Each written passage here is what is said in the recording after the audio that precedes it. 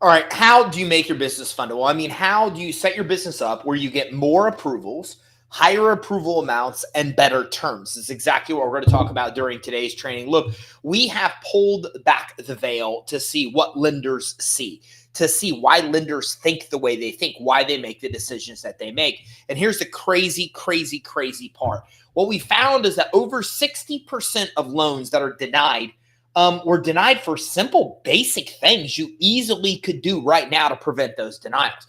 The vast majority of loans that are denied do not have to ever be denied. They can turn into approvals if you just set your business up the right way. If your business looks credible to those lenders and credit issuers. And that's exactly what we're going to dive into today is how do you set up your business where you're fundable, where you're credible, where you're lendable, where you're bankable, where lenders want to lend you money. Now, here's what happens. Once you figure this out, it literally flips upside down. Here's what I mean. Right now, you're probably out there wanting money for your business and you're chasing lenders, you're chasing credit issuers. And when you catch one, then you're trying to convince them they should give you money. But we want to flip this, and that's what Fundability does. What Fundability does is it flips it where lenders pursue you. They start giving you pre-screened offers. They start giving you pre-qualified offers and pre-approved offers because you meet the criteria that they want. You are the type of business that they want to lend to. And that's what you should know is there's this whole other side of the world where lenders are chasing borrowers, where lenders are chasing us wanting to give us money, where we're solicited all the time with pre-approved offers because we look legitimate and credible to lenders. This is what Fundability is.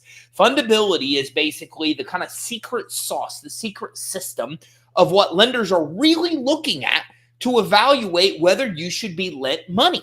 Then, if you are the type of person that should be lent money, it's also the root of how they determine how much money you should be given and the rates and terms you should pay.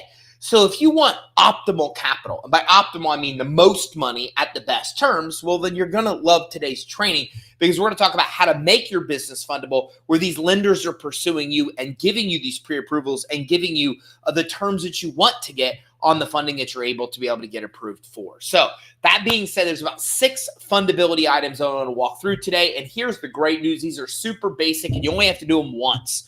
Once you go through these 6 things, one time your business is going to be set up where it's credible. It's going to be lendable. It's going to be bankable. You're going to be that person that is appealing to lenders and credit issuers where they want to give you money. And here's the even better news. These 6 things are super simple. Like you're going to be shocked at how simple they are. They can be so simple that you overlook and say, yeah, I got that when you don't got that. And I'll give you some case studies and examples throughout. So 6 things you want to do to make your business fundable and appealing to lenders and credit issuers where they're chasing you and you're not chasing them. Let's start with the first, which is having a business entity set up. You have to have an entity set up to get business credit and financing. But you also should preferably choose a corporation or an LLC. Now, I corrected somebody on TikTok the other day that an LLC is not really better from a lending perspective, or a corporation isn't better than an LLC from a lending perspective. Really, you've got 2 of the best options that you should choose, but you can never be a sole proprietor. A sole proprietorship is not considered to be a real entity type from a lender or credit issuer's perspective. Even SBA says a sole proprietor is somebody experimenting with a business idea. And that is our air quotes. That is exactly what SBA says. So if SBA says that a sole proprietor, an entity type, is just somebody experimenting with a business idea, not even a real business, it goes to show how that entity type is perceived in the general world of lending. So you want to have an entity type. Now, a lot of ones you could choose from, but lenders tend to prefer corporations and LLC the most. Now, if you said, Ty, which is the absolute best, I would say corporation. And I would say it doesn't matter if you're a C Corp or an S Corp. There's actually other corporation types we don't talk about a lot.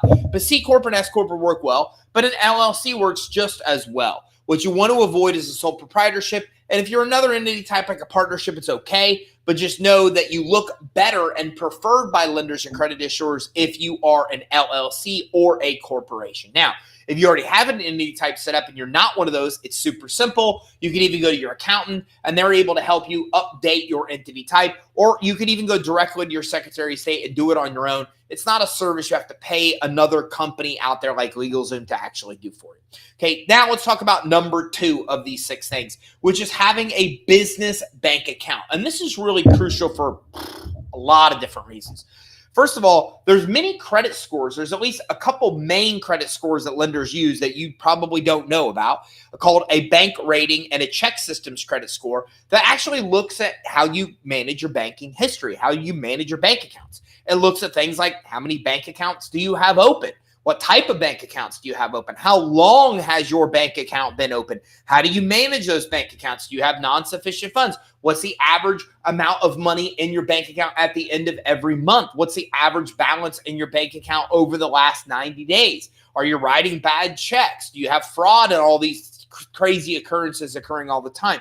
So there's multiple credit scores, including the bank rating and the actual check system score, that look at these things.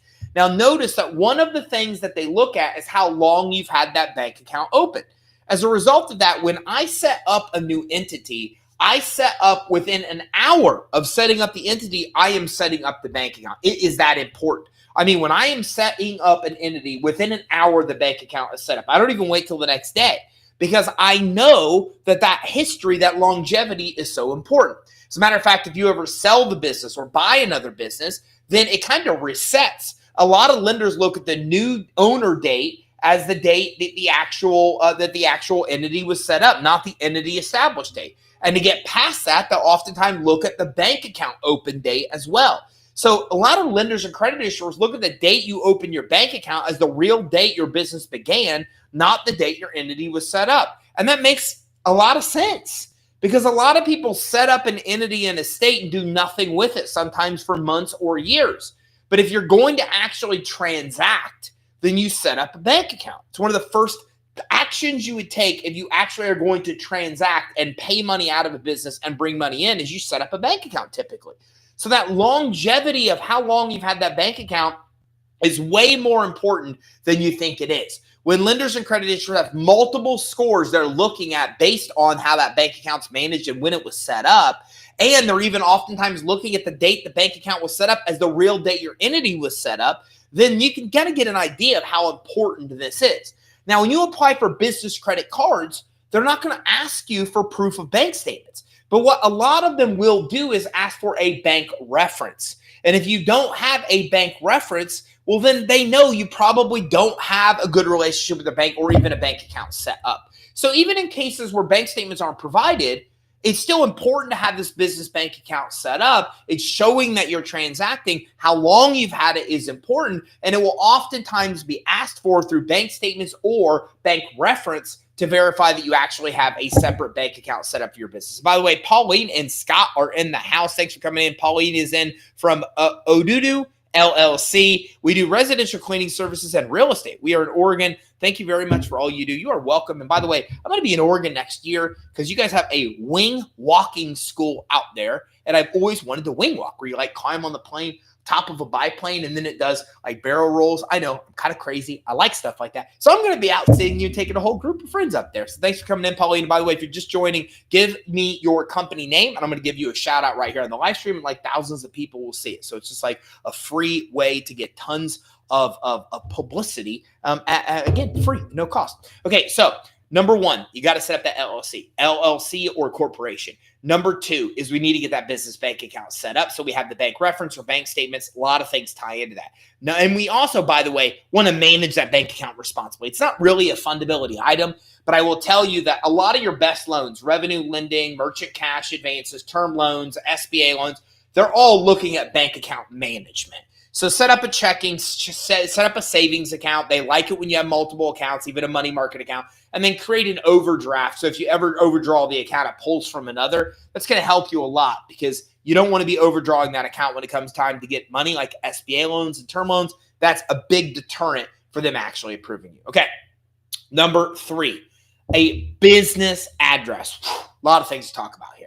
A lot of people tend to want to use your home address for your business, and that's okay. A lot of us are virtual. A lot of us are working from home.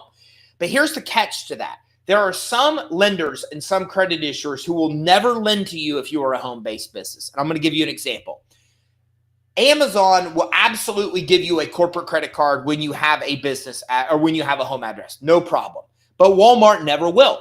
So if you ever wanted, for example, a Walmart corporate credit card, well, you're never going to get that if you're using a home address as your address. So this is the way you want to look at fundability. See, the thing with fundability is that some lenders and credit issuers will overlook some of the stuff while others won't.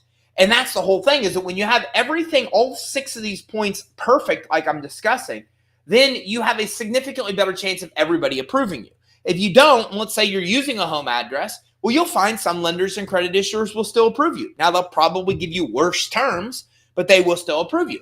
But what you don't realize is that others are declining you strictly because of that reason. And that is the way fundability works. See, so many entrepreneurs think that they're okay because they're getting some approvals and they're getting some credit cards. So they think that their fundability is okay. But what they don't realize is that all these other denials they're getting are linking back to fundability. The approvals they got, those credit issuers were just okay with those things, while the rest of them are declining them because they're not okay with those things. And this is why we want to set up a fundable business, because the more of these items we're touching upon, the more fundable our business is, the more of them these sources will actually approve us.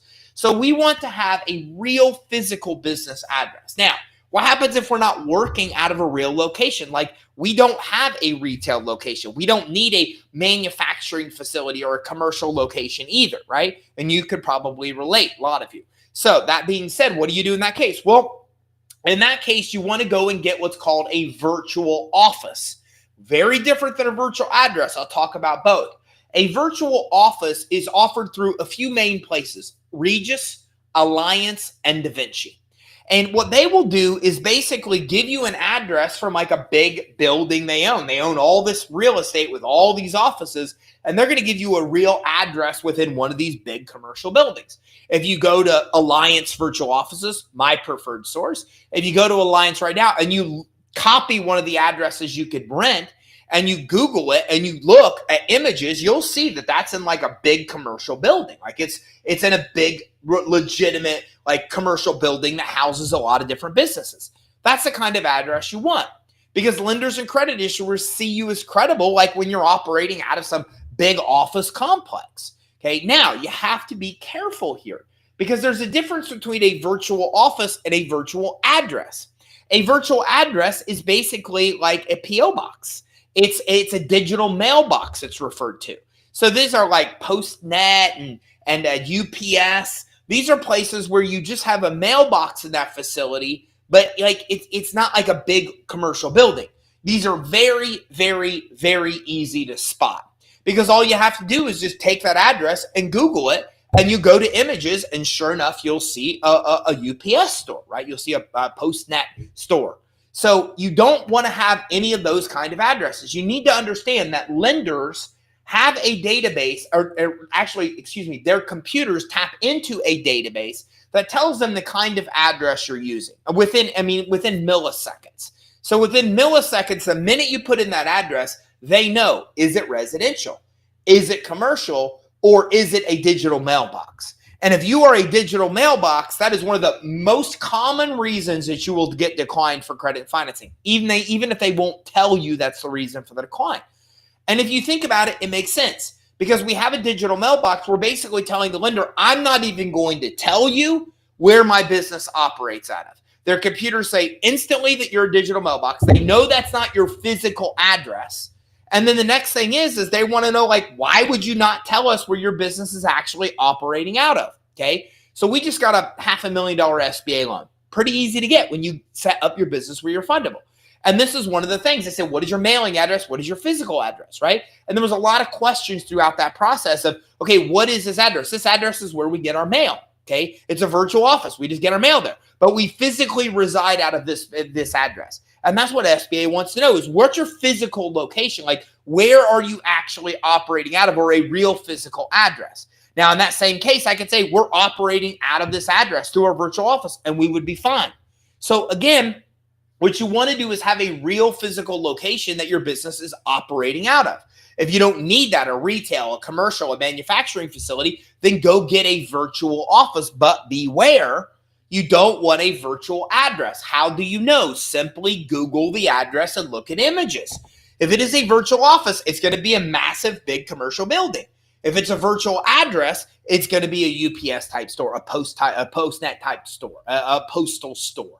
Okay, you want to avoid the postal stores. That is the worst address you could ever have. It's one of the most common reasons you're going to get denied for credit financing. And then a home address is one level above that, where if you had to have it, fine. But it's not as bad as a virtual address, but it's like not as good as a virtual office. And then the best case, and then the next step up is a virtual office where it looks like you're in a big commercial building. And then the best case scenario is you're a retail, commercial, manufacturing, a real physical address. And if we think about this, it makes sense. Which business is more credible on paper? From a lender's perspective, somebody operating out of a big commercial building is more successful than somebody working from home. I'm not saying I think that. Okay, I built 8-figure businesses working from home. But from a lender's perspective, they're more inclined to lend to somebody in a big physical building than they are in working out of your actual home. And by the way, and Pauline, thank you very much for saying you're welcome. Oh, wait, Pauline's the only one that's giving me your company name. Give me your company name here in the chat, and I'm going to give you a shout out right on the live stream. So that is number 3, right? Business entity, corporation, or LLC. Number 2, we need to set up that bank account as soon as we set up the business. A lot of credit scores and other things are tied to that. Number 3, we need to have a business address that is either a real commercial location or a virtual office to help us. Number 4, we need to have a website set up that reflects what we do. The website should be like a professional website. Like we should go to the website and go, yeah, this business looks legitimate, okay? I was referred to somebody this last week at a mastermind I was at, and I went and looked at his website, and within a minute, he was done. His website was not professional. Within a minute, I knew that we were not going to do business together. Your clients, your prospects, your competitors, lenders, everybody's judging you based on the quality of the website. And look, you can go to profitlifter.com. And at profitlifter.com for like $97, you're able to get your own website set up completely. I mean, the thing looks like it's $1 million.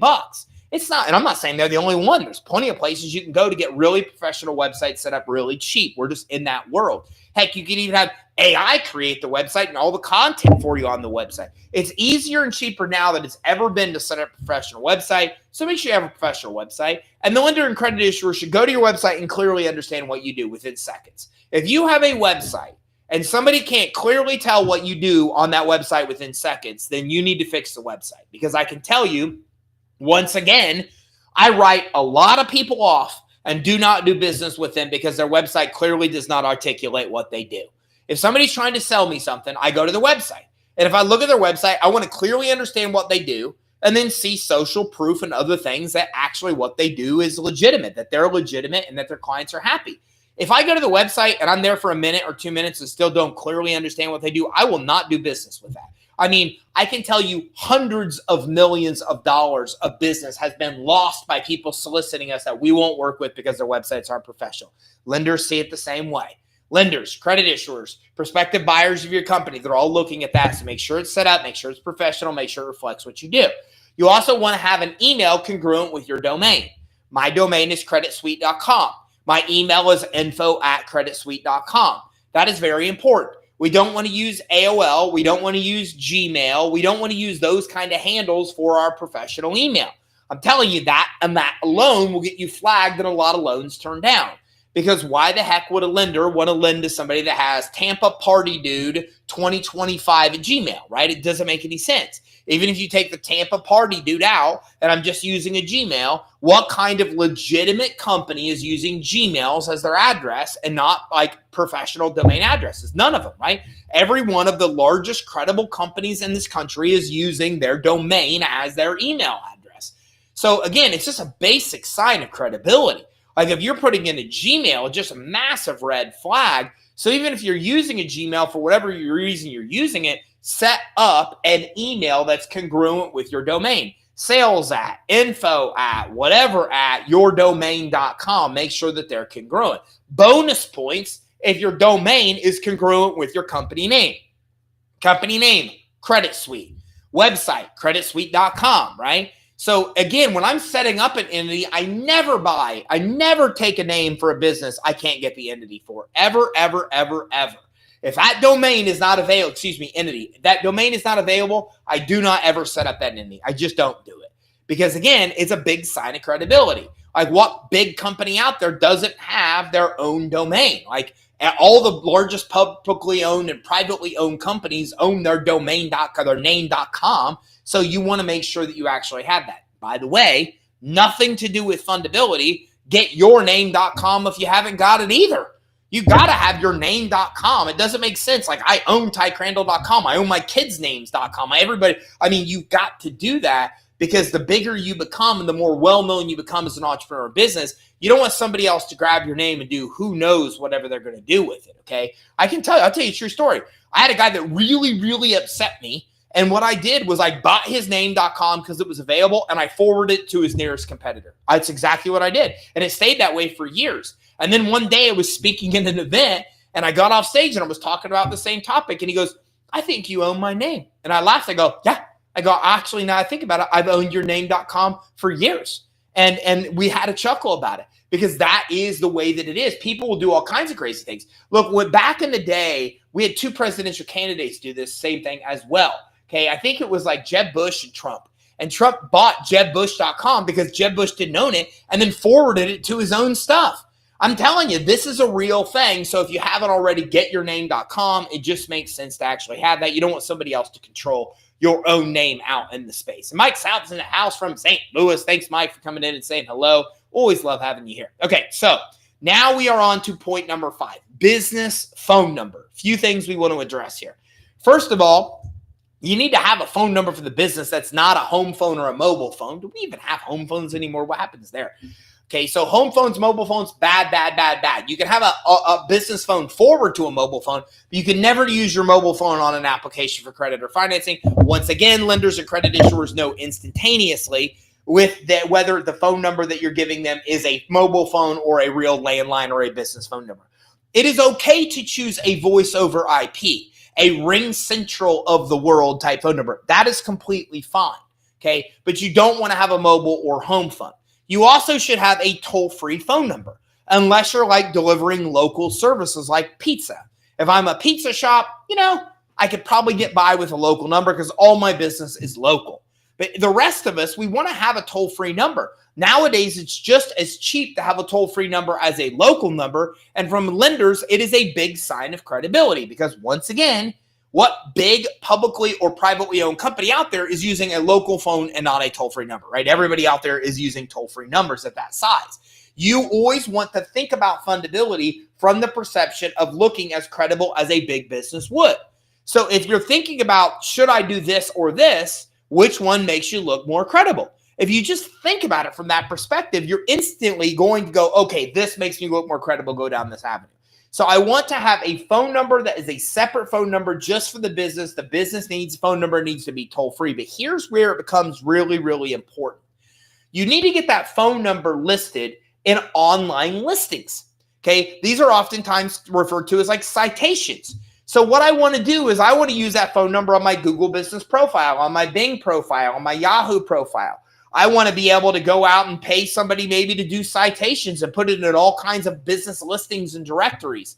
I want to go to a place like Yext, Y-E-X-T, or similar service, because Yext is expensive, that's cheaper, and I want to be able to put my phone number out on multiple directories online. Here's what I need to do. I need to create a presence so when they are searching my company, not just my website comes up, but like a bunch of examples of my company pop up, right? So if you search my name or Credit Suite, you find, God, I don't even know how many pages that link back to us. That is a sign of a credible business. If I Google your business name and the only thing that comes up is your website, or not even that, well, then you can't be that well established if like that's the only thing that comes up. Because what should come up is your LinkedIn profile and your Facebook profile, and yellowpages.com comes up, and blog posts that you're mentioned in. That's the kind of stuff that a legitimate, credible business has. So if you have no online presence besides your own stuff, your own social channels, your own LinkedIn, your own website, well, that is a bad sign of credibility. So we want to get this phone number, and we want to actually get it listed with 411. We want to get it listed with as many directories as we can, so when somebody searches our business, they're finding listing after listing after listing with all of our business information in there. And again, citations are an easy way to do this. You can go to Fiverr for that matter and hire somebody super cheap on Fiverr to do business citations for you and start putting your business information out there. Now, make sure that your address, your phone number, your website, your email, that's all the permanent stuff you're going to go with. You don't want to put these citations out there and then have to update them all when something changes. So choose a permanent address, a permanent phone number for the business, then do that kind of stuff. So have your phone number be toll free. Okay, make sure it's a actual business landline or a voice over IP, not a mobile or a home. And then you also want to make sure that then you get it listed everywhere online that you can, and make sure it's listed in every directory you can find. And that brings me to point number 6 of 6. I'm actually going to throw in a bonus 7 because it's important. Number 6 is have a merchant account. Sounds kind of crazy. Like, what does a merchant account have to do with your ability to get money? A legitimate business that accepts credit cards, right? There's plenty of businesses that don't. Like, I have a business that all we do is buy land and sell land, right? So in that case, like, you're not going to use a credit card to buy a land. The title company won't permit that. So I don't need to show that I'm accepting Visa and MasterCard for that business because that business doesn't deal with credit card transactions. There's plenty of examples like that. But if I'm doing anything else, like Credit Suite, well, we accept credit cards. So we want to have that accept Visa, MasterCard, and American Express logo on our website. We want to show lenders and credit issuers that we can accept credit cards because that's just a basic sign of credibility. If we can't accept credit cards, there's all kinds of red flags about why that may actually be happening. I don't know about you, but I've been to a restaurant or time in my recent days that does not accept credit cards. We've got a bar down here called The Hub that's well known in downtown Tampa, Florida, only accepts cash. There are some rare businesses that are. It does not make it look good when they are trying to get out there and get loans and credit lines and credit cards. So make sure that you have the ability to accept credit cards. You might say, hey, am I at risk? My credit's trashed. My service, there's plenty of services out there that can help you with that. Okay, plenty of services. You can get in touch with us, info@creditsuite.com. We can put you in touch with a merchant account provider. There's a lot of them out there, but make sure you set up the ability to accept credit cards and put that on your website because this is a basic form of credibility that surprisingly lenders and credit issuers really, really care about a lot. And that brings me to point number 7. But before we get there, let me do a recap. So the fundability checklist, the 6 points that I'm going to give you a 7 bonus. Entity setup, LLC or corporation. Point number 2, we need a business bank account set up as soon as we set up that business. The longer we have the bank account, the easier it's going to be for us to get money. Number 3, we want a real business address, a real retail, real commercial, or real manufacturing facility. Or if we have none of those, we want a virtual office through Alliance, Regis, or DaVinci. Number 4, we want a website that's professional, that reflects what we do, and we want an email that also mimics our domain name.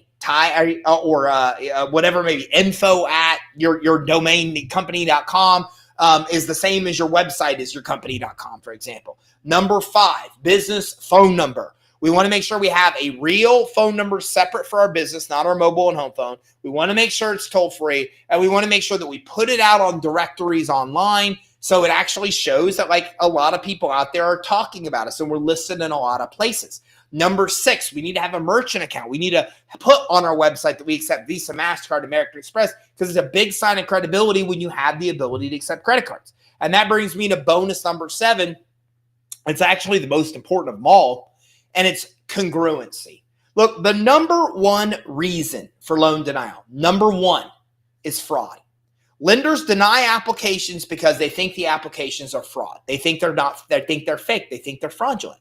Why do they think that? Well, they think that because what happens is that they search the business online. Nobody's manually doing this. Their computers are doing this. They're searching the business online and they can't verify the business applying exists because the business information is incongruent everywhere they're pulling up details. They go to Secretary of State and the address on Secretary of State doesn't match the application. So they can't 100% with certainty verify that as the same business. Then they go to yellowpages.com. The phone number is different there than what's on the application. When they see these incongruencies, what happens is the lender can't validate, lender's computers, I should say, can't validate that the business applying is actually a real business because there's signs that it could be, like Secretary of State, same name, but the other stuff doesn't all add up. It all needs to match for a lender's computer to give this a check mark and say this is a legitimate business.